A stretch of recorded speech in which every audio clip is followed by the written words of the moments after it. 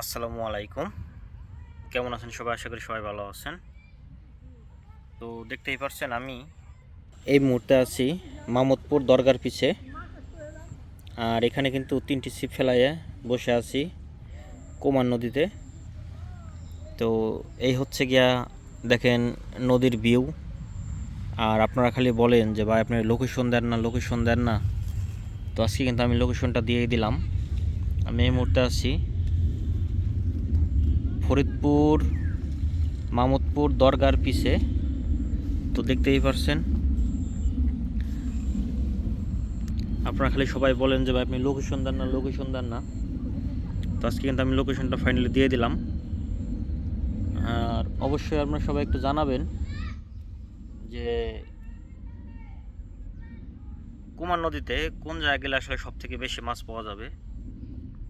তো আমি তো আসলে একটা ক্ষুদ্র আর এই দেখেন সেট আপগুলো সব কিন্তু ছোট ছোট সেট আপ। কারণ ছোট সেট আপ এখানে পাওয়ার উদ্দেশ্য একটাই, এখানের জায়গাটা অনেক ভালো। এই কারণে আমরা ছোট ছোট সেট আপ বাইতেছি। কারণ দেখতেই পাচ্ছেন আমার বামে কিন্তু ফ্রেশ, আমার ডাইনেও কিন্তু ফ্রেশ। দেখতেই পাচ্ছেন এখানে আছে কিছু কস্তুরি, এটা আসলে কোনো সমস্যার ভিতরে না। তো এখানে দেখতেই পারতেছেন আমাদের সব সরঞ্জাম আছে কিন্তু।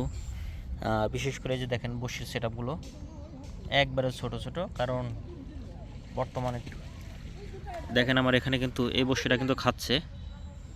আপনাদের একটা জিনিস আমি খুব দেখাই, আমার এই বসিটা কিন্তু খাচ্ছে ছোট ট্যাংরা মাছে।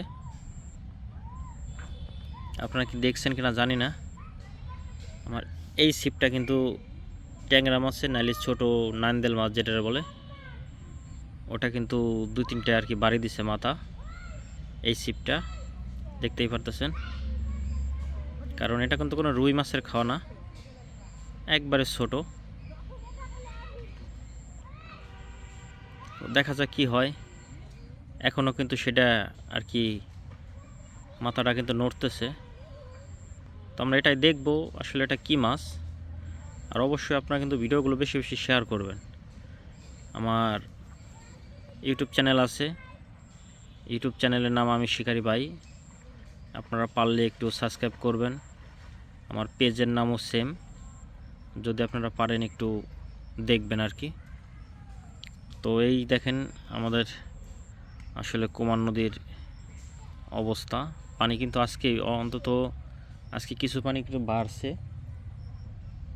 এই কারণে। আর ওই যে খানিকখানা মাছ ওয়াশ করছে। তো সবাই ভালো থাকবেন।